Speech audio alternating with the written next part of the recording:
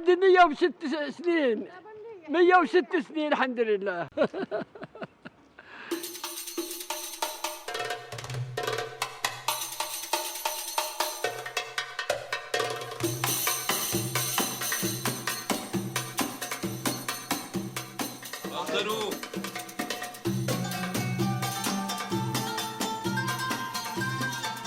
Hello and welcome to Meet Us on the Abraham Path. I'm Anisa Mehdi, Executive Director of the Abraham Path Initiative. API is a US-based not-for-profit that creates walking trails in, those who've been here before, you know what I'm going to say, Southwest Asia. This is a region you can see on the map that is commonly called the Middle East. For the Abraham Path Initiative, trails are places for people to walk and meet one another and experience local hospitality and to learn and appreciate more about each other's cultures. We also do that on our webinars, and we're so glad you're here with us today for an intercultural artistic experience.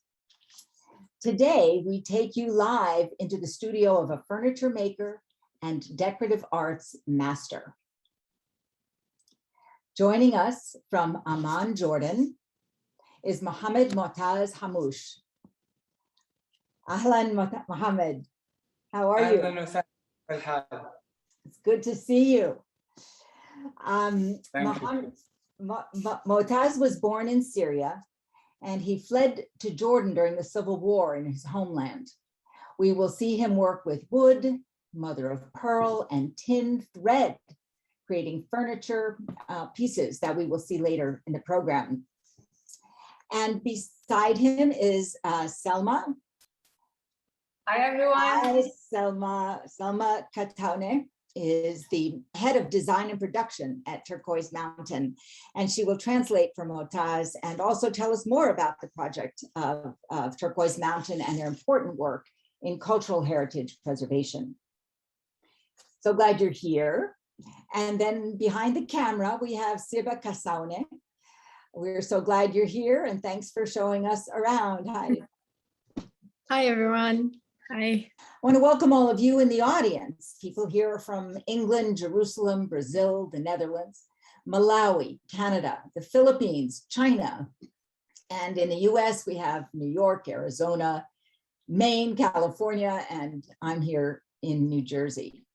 Everyone out there in Webland, Motaz and Selma want to hear from you. So please put your questions in the Q&A section in your control panel, and there'll be a couple of opportunities for us to bring your questions to our guests. Well, let's start with meeting our artist. Motaz, you started studying this craft as a young person, 12, 13 years old. And I'm curious to know why you got started, and even more, why you continued. تبلش بهالحرفة، كيف كانت رحلتك معها؟ احكي لنا أكثر عن قصتك بشكل عام مع الحرف اللي أنت اليوم عم تشتغل فيها.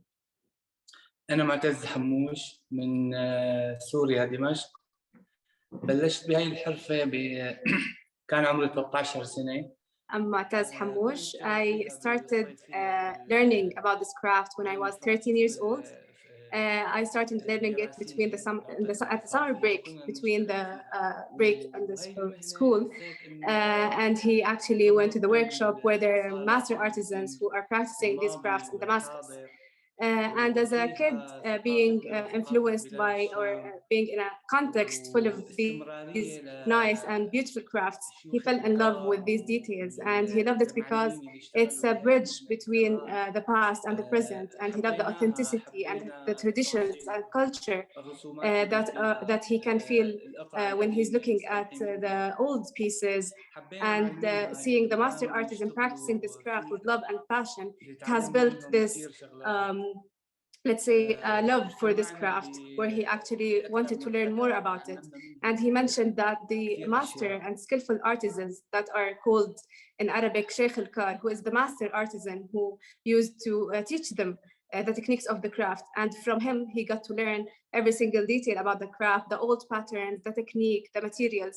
And ever since he started getting to know these details, he even loved the craft more and more. He believes that the old pieces and the ancient pieces have really nice stories, and he always gets inspired from these nice and old pieces. And as a person practicing this craft nowadays, he believes that he's acting as a bridge between the authentic old craft and the present, and he tries to push the boundaries of these crafts by getting influenced from the authentic and old patterns. It's interesting to me that as a young person, Motaz recognized their value. Does he have other artists in his family? بتقول لك في بعيلتك حدا بيمارس هاي الحرفة أو حرفيين حرف أخرى بعائلتك؟ أخي بيشتغل بقسم منها يعني بسوريا. So his brother is also an artisan, and his father was actually into these crafts. He wasn't actually an artisan, but he insisted that his kids learn these crafts. So in every summer break, he sent them to the workshops where the artisans were his father's friends, and they actually started learning these crafts. I see. So rather than soccer camp, you were at woodworking camp. Yeah. Yeah. And it's also like it was well known back in Syria. It was essential that every person, like every kid during the summer break, to go and practice a certain craft. And this is why I think a lot of the artisans that are currently now like practicing these crafts were basically started learning when they're small, when they're like in early stages of their lives. Salma, and ask Motaz for us, why is it so important to maintain these historic cultural traditions and artistic traditions? Why not just move on? بتقول لك ايش بالنسبه لك ليش مهم انك انت تحافظ على هاي الحرفه التقليديه وانك تستمر تشتغل فيها، مع انه حاليا الوضع مش كثير مستقر لشخص انك تمارس هاي الحرفه لسه، فايش بخليك لسه متمسك فيها وتمسك بهاي الحضاره وتحب انك تمارسها بهالوقت؟ مثل ما بيقول المثل اللي ما له ماضي ما له حاضر. So there is a Syrian saying that says a person with no past has no present, and basically he believes that his past has a lot of stories, and he likes to hold it like as a love relationship. When you love someone, it's so hard to be detached or move away from him or from her. So he believes that this craft, he's so passionate about it and he loves it. That's why he can't actually ditch it or move away with another thing. Yeah, I heard hub in Arabic, love. Yeah. So a person with no past has no present. That's a profound statement to think about. Tell us a little about your present life. Motaz, how is life for you in Jordan? لك احكي لنا هلا عن حاضرك اليوم، حياتك في الأردن كيف، أو عن الواقع تاعك اليوم. واقعنا يعني بالنسبة لنا رضيانين فيه. So when Motaz first moved to Jordan, he started in a very small workshop. So it was around 25 square meters. And then with dedication and love for his craft, he started practicing along with his associate, Osama. People started knowing about them, about the craft they're now practicing, about the pieces that they make. And the bigger the network, the bigger they are. So it started 8 years ago in a very small workshop, but now because he's dedicated to what he does, he loves it, so it appears in his work and his skill. You can see it, the pieces that he makes. So he believes that now he's in a good situation where he owns his own workshop and he's able to make more of these beautiful pieces. And his favorite part, that he loves to collect old pieces that were made by skillful and well-known master artisans. That they work these pieces in Syria, and he loves to collect them and display them at his workshop because he believes they have like unraveled stories that are like documentation of the past. And he always look at these pieces, and they're like the first thing that influences him to work on any new piece. And we look forward to seeing them. Let me take a few minutes and speak with Salma and get a little bit of her story, and then we will return to you, Motaz, and we will go to your workshop. It's a big job to do translation like that. Well done. Thank you.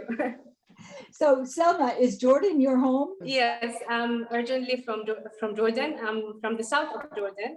It's from a city called Al Karak, but I live in Amman now. Yeah, Karak has a very famous castle in it. And, Yeah.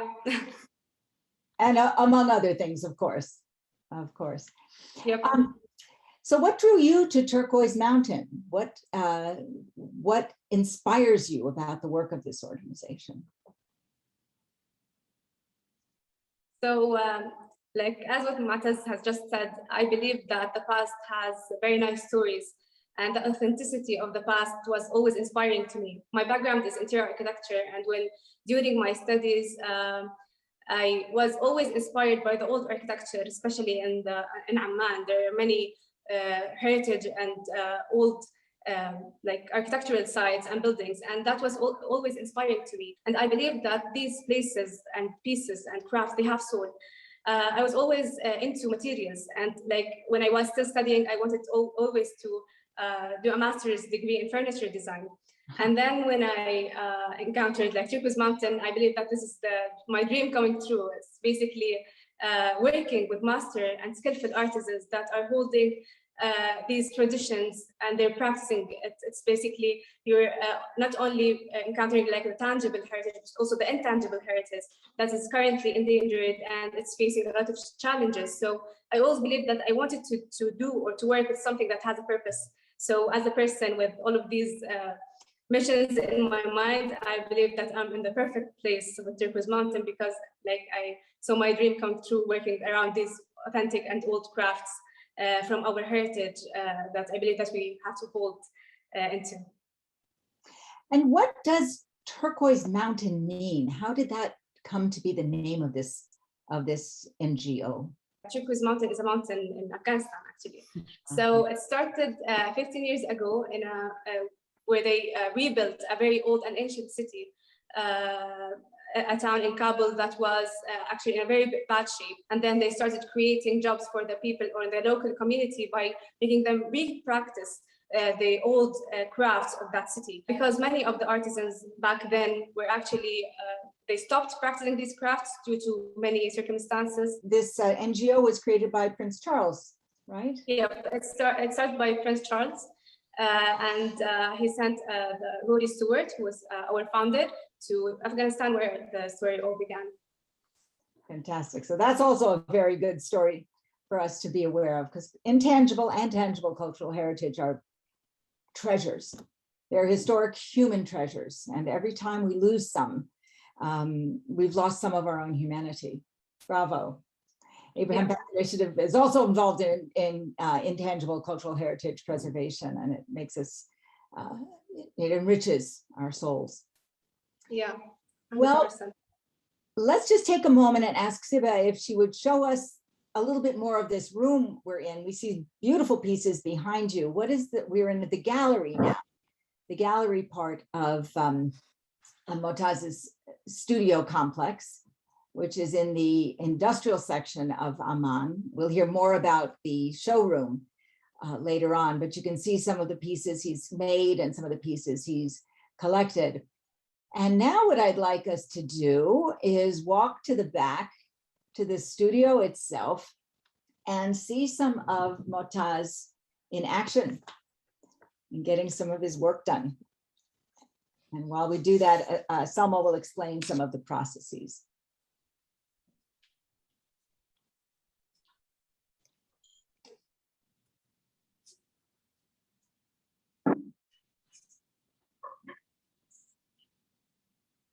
Here's Osama as well. Please meet Osama. He's Motaz's associate and partner in business.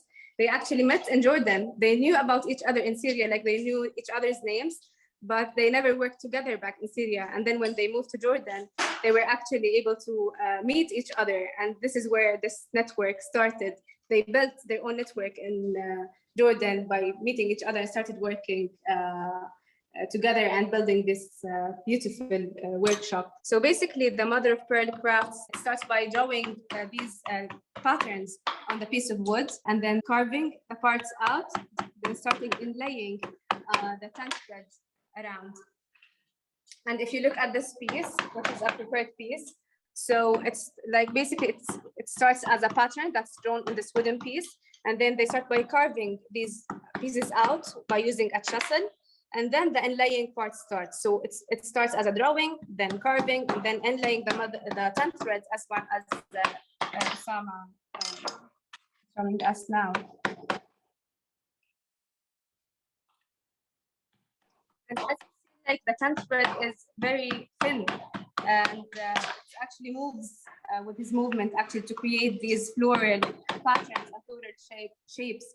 And like the nice story about these patterns, that all the floral patterns that you see now, it was basically a kind of documentation of what people would see normally in their lives. So it's like, that's also a nice part about the craft, that it was documentation of the like the flowers that they saw back in that time. So for example, this is a cross section of a tulip, and this is a jasmine. So each flower has a meaning, and it comes from a special place.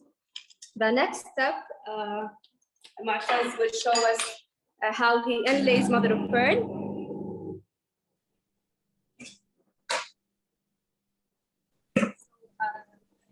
This is the station where he starts inlaying mother of pearl.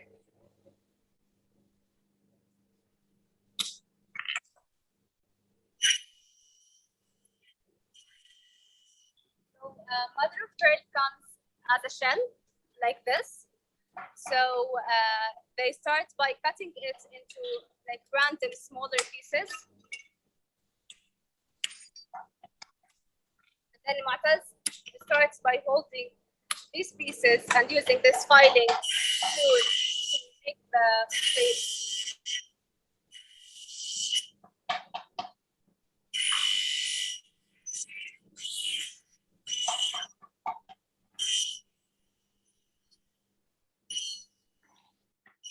Selma, where do they find the shells to create these mother of pearl? These shells actually, they're river shells. In Syria, they came from the Euphrates, but now it comes from New Zealand and Philippines. It's imported. But when they were back in Syria, it was actually, they got it from there. But now, because they're in Jordan, it's hard to get or source materials from Syria, so they get it imported from the Philippines and New Zealand.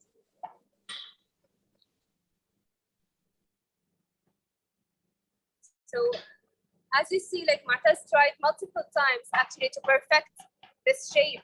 It's not easy to make it like this perfect with this angle.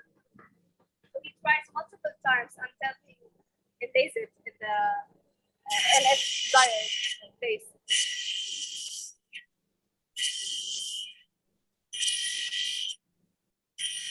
So see how many times he tries until he perfects its shape. So it takes a lot of effort actually to be able to make a curvature and to make it fit. As a younger artist, I imagine he wasn't allowed to do this kind of fine work. Would he just be cutting the bigger pieces into smaller pieces for the masters? Basically, like in the workshops, for around like 6 years, the apprentices are only observing the master artisans while working, so they're not allowed to touch any piece. So after they succeed, or after like 6 years of sometimes 10 years actually of observing the master artisan, they would actually be able to hold a piece after many tests actually, because it's really hard as a kid to do all of these tasks. So it took a lot of skills and gained knowledge before it actually started working on their own. Siba, thank you for the close-up on the tulip and the jasmine flowers there. So after this step, they would actually go to, there's another step after it. We'll show you now the third step actually. So if you look at the piece, the mother of pearl is inlaid, but it's yet not flush with the surface. So they start with using another filing tool to make it flush with a surface.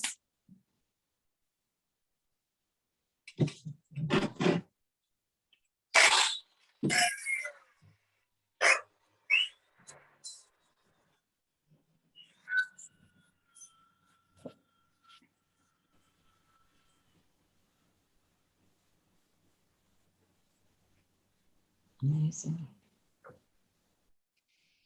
Let's take a look.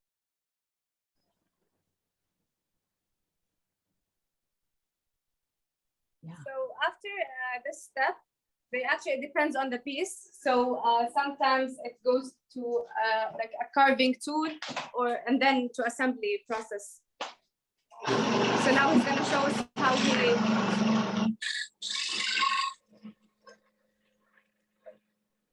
So he's cutting this in order to fit a piece of furniture or a mirror or some other piece of art. Sorry, Abner, we couldn't hear you from the. So we'll say again. I was just curious. He's cutting this to fit into a piece of furniture or a mirror or for something. It's a small table. It's a small side table. Okay. Oh, so these are the legs? Are these the legs he's cutting out? Exactly. Yeah. Now with this carving tool, he starts taking out this part, and then. Yeah. It takes the shape he wants. This is another piece, but he's showing us like on this machine, on this tool, he actually starts by taking the out the part, and then it goes to the assembly process. So here where he puts all of his pieces.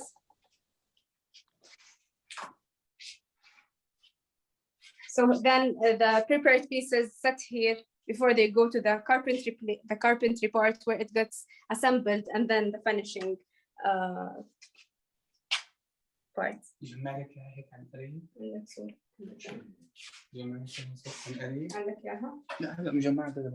He'll show us like a really quick how it's gonna be assembled. Each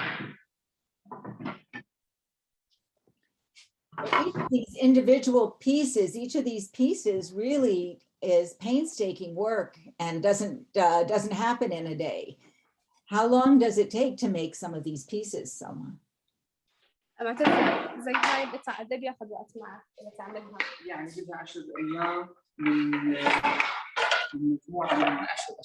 Yeah. So if 10 people are working on this piece, it takes around 15 days. 10 people, it still takes 15 days. Yeah, because there are like different steps, and each person is responsible for a task. So if it gets actually divided into that way, then he's able to complete it in 10 days. But if it's one person, it takes maybe months and even more.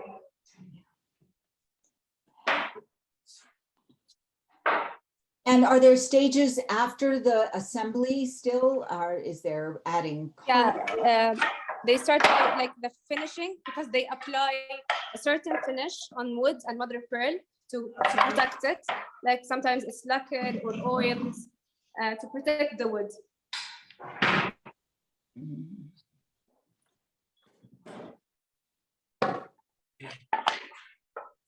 هذول ايش الاجزاء؟ هذا درجين. Yeah. هي الرجل.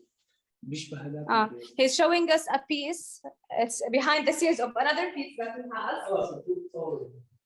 He showed like these are like drawers of a piece he's currently making. It's gonna look pretty much like the one he's gonna show us now.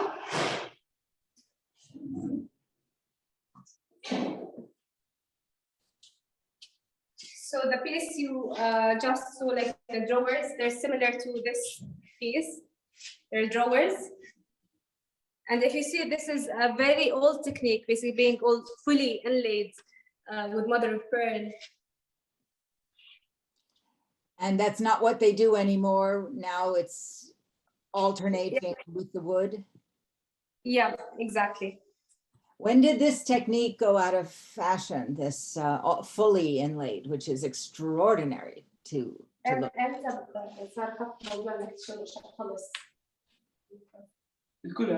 Yeah. It basically started when the raw materials costs like went really high. They increased drastically. So that's actually like heavily, like this piece. So it mainly has to do with the cost of the raw materials. We have a question, Selma, from Diego de Soto, who asks, could Motaz tell us about the favorite flower that he carves and its meaning? بتقول لك في شخص اسمه دييغو عم بيسألك ايش وردة تاعتك المفضلة وعن معنى تاعها وردة انت بترسمها. في الياسمين الدمشقي والورد الجوري، هذا بيطلع بدمشق. ايوه الياسمين هلا تقريبا هاي بس مكثفة وعندها هاي. So his favorite flower is the Damascene jasmine flower. It grows in Damascus, and if you ever went there, you would smell it in the streets. So this is how it looks. This is the jasmine Damascus from Damascus, and he loves it because it reminds him of his homeland. I remember walking through some of those very narrow streets, and the jasmine is cascading. Yeah.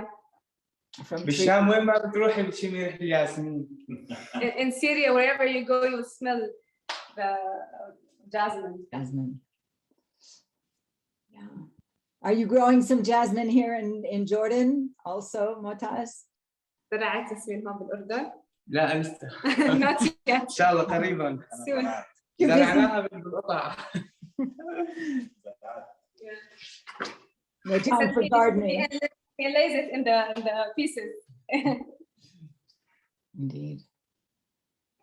So we go back now to the showroom. Sure. So as you see, there are many old pieces. Some of them Motaz collected, and the others he made at his workshop. So Motaz will tell us more about his favorite piece. And please let us know if you want us to highlight a piece that you find interesting. Which piece do you want to tell us about? If you have a favorite. Yeah, ايش واحدة المفضلة تاعتك؟ تشرح لنا عنها. Okay. He'll tell us about this mirror. It's one of his favorite pieces. He said, I can't pick a favorite. All of the pieces are my favorites, but he'll tell us more about this piece that he owns. أكثر من 150 سنة. This is 100 years old or more. It's a very old piece. And if you see like the elements it has, it's very significant to the craft. احكي لنا أكثر عن القطعة، ليش هاي مفضلة عندك؟ قديمة أول شغلة، الشغلة الثانية هذا الطلس اللي كانوا يشتغلوه، فنحن بنعرف هلا لما بنشتغل طلس بنعرف قد ايه أخذت وقت معهم، وبنعرف القيمة والأشخاص اللي اشتغلوها، وبنعرف هذا التخريق اليدوي كله كانوا يخرقوه كله بالمنشار اليدوي. هذا كل تفاصيلها كانت يدوية، ما كان فيها مواكب. والاشخاص الكتار اللي اشتغلوا فيها بنحسهم عم يحكوا معنا. Yeah. So he loves his piece first of all because it's a very old piece. It means a lot to him, and whenever he looks at this piece, he understands and appreciates the value and effort the old artisans put to make it. So because he works with his hands, he was able to understand how much time it took to make this fully inlaid mirror without using any machines or technology. So he appreciates the efforts and understands how much time and effort were put to make this piece, and that's why he loves it. مقارنة صغيرة. هاي مراية قديمة وهاي جديد. هاي بتحكي عن الناس اللي اشتغلوا فيها، وهي جديدة بتحسي الفرق بينهم يعني بالروح اللي اشتغلتها. Yeah. So he says, for example, this is a very old piece, this is a new one, and you would actually see the difference in the technique, and each one tells a different story and a nicer story than the other one, but you would see the difference in the technique and the making of it. And you, like, if you have a full knowledge of the craft, you would actually understand how much effort it took to make these pieces. وهي القطعة كل شيء فيها طبيعي، Yeah. كله طبيعي. الخشب جوز من سوريا. هذا الخشب كمان جوز. هذا الخشب مشمش، كان يستخدموا خشب المشمش. هذا عظم الجمل، كمان هذا عظم جمل مشغولة بنفس هاي الطريقة. كانوا يقصوها هيك بالمنشار ويحطوا لها معجونة نجارة. فكل شيء فيها طبيعي 100%، ما فيها أي مواد صناعية. حتى الغرة اللي كانوا يستخدموها، الغرة كمان حيواني، فكله مصنوع من روح. هاي القطع القديمة كلها مشغولة من روح. Yeah, he believes like this old piece has a soul, as he said, because it all came from nature and natural materials. So, for example, the wood used here is walnut wood that grows in Damascus. Peach wood also, like this is walnut wood, this is peach wood, and the mother of pearl used to grow in the Euphrates with camel bone, and so everything about it is natural, the materials and everything. That's why he believes it has a soul and speaks to you, because it's made with, yeah, this is a camel bone. Huh. What kind of family would have owned a piece like this? Who would have that hanging in their home? تحكي لك مين كان يشتري هاي القطع زمان؟ مين كان بيقدر عنده القدرة يمتلك هاي القطع زمان؟ الأغنياء، الطبقة المخملية بالمجتمع القديم. Yeah. So in the past it was always owned by rich people.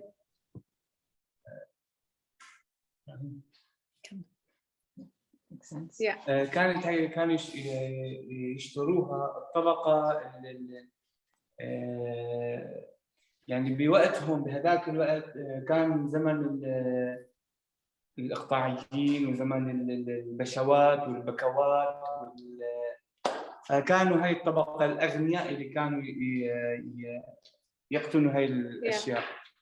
So it was made in an era where there was this difference between like rich people and the middle class. It was always owned by rich people, like for example, a prince, for example, or someone very rich in the country. It was basically made for these people. Commissions. They had patrons. Yeah. I see. Yeah, exactly. He mentioned that like for patrons, like that was basically back in time. It was owned by these people. And the newer piece, who would have owned the more modern piece that is next to the mirror? وزي هاي القطع مين هلا اليوم بيشتري هلا بيومنا هذا مين زي بيشتري؟ اليوم الطبقة اللي فوق الوسط. Yeah. وزي هاي القطع كحديث مين ممكن يكون عنده اهتمام يشتروها برضه؟ هلا في عندنا نحن نوعين. في اشخاص من اللي بيحبوا الاعمال اليدويه وبيحبوا تراث بلاد الشام ومتاثرين بتراث بلاد الشام بيشتروا هاي القطع. واللي بيميز هاي القطع بشكل عام انه قد ما كانت يعني قد ما اقتنيناها مثلها مثل الذهب بتغلى ما بترخص. هلا في قطع مثلا ثانيه يعني كنب كذا بيكون مشغول بطريقه حديثه قد ما اشتريتيها يعني قد ما كانت كلفتها تيجي بدك تبيعيها تفقد قيمتها كامله. هاي القطع باي وقت حبينا انه احنا نستثمرها يعني هي عباره عن مقتنى جميل تقدري تقتنيه ببيتك حلو، ومنه ممكن انه يكون باي وقت تقدر تبيعها بالسعر اللي اذا ما اشتريتيها فيه بيكون اغلى منه. Yeah. He said like there are two scenarios. So it's either like the customer or a client is interested in cultural heritage and he understands the crafts and the value of these pieces, and that's why people owns like these pieces. Sometimes it's a collector or someone who loves to collect older pieces. And for the modern pieces, they're more functional, like sofas and all of that. And people would actually own these pieces because they use them and love them. And he mentioned that, for example, owning a very old piece, it's timeless, and it's actually like an investment. It's like gold. It always, like the older it gets, the higher in price it becomes. So the older pieces have a certain client nowadays, people who are interested to own these pieces, and the modern or more contemporary pieces are more functional, that people would love to own and display in their households or at any place they own. Sure. We have a couple of questions from our audience, from Ifet Ozgonul, and forgive me if I've mispronounced your last name, Ifet. Do the artists leave their signature on their works? بتسألك الحرفيين بيتركوا توقيعهم على الحرف، على القطع. البصمة اللي بتكون بالرسم وبشكل القطعة وبنظافتها. So the signature is in the pattern and the uniqueness of the piece that they make, because each piece that's made, it's significant, and you can see it in the pattern and in the technique and the quality of the piece.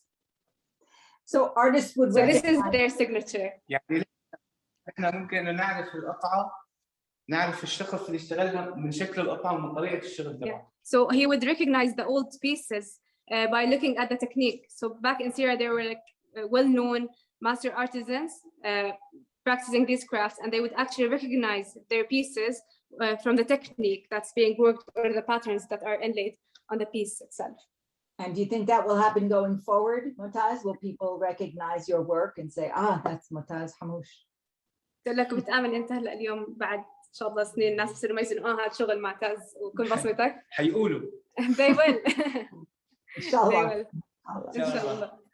We have a question from Ellen from Boston. What was, going back to the workshop, what was Osama working on with the thread? He was curious, that part of the process. بسألك ايش كنت أسامة عم تشتغل انت على القطعة اللي كنت عم تشتغل فيها، وايش كنت عم تعمل؟ أنا كنت عم بنزل معدن القصدير بالقطعة، هي عبارة عن طاولة ثمانية الشكل. He was laying 10 threads into a piece that will become an octagonal side table. Become I'm sorry, missed that. An octagonal side table. Octagonal side table. Okay. Was he using the thread to outline the flowers and the various images? 10 thread is connected with mother of pearl. You can't work mother of pearl without 10 threads. So it's basically, it's what's holding the flower together. So it's like a stem that holds the flower together. And it's really made of tin. Yeah. Our next question from Oliver in Düsseldorf is curious about where you ship the masterpieces. And that leads us really, doesn't it, Selma, into the conversation about the showroom and what Turquoise Mountain has to offer and your online store. Yep, hi again. So in Turquoise Mountain, as I mentioned, our main objective is to preserve and promote cultural heritage. And today what we do in Jordan is by working in collaboration with these skillful artisans to develop new designs for these pieces made by these skillful artisans. And we try to push the boundaries of these crafts and make newer designs and newer pieces by preserving this technique. So we have like an in-house design team that develops the designs along with the artisans. We have usual visits and to the workshops where we look at the piece in the making and see the nice stories behind the making of it. And we actually have a platform where we display all of these pieces. We have a showroom in Jabal Amman with all of the pieces that we work with the artisans with, in addition to a web store that has all of the pieces worked by the artisans, and we ship worldwide for sure. So I think we'll send the link for the web store after the webinar. And we have a very special